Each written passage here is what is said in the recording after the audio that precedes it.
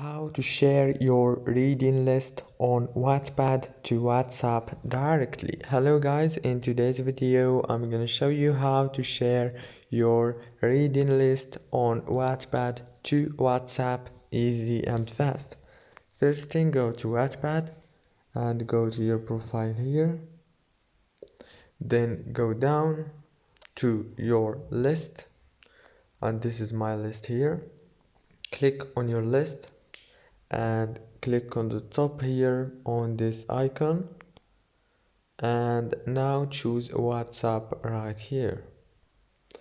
It's very easy, and I hope this video was helpful for you. Don't forget to like and subscribe.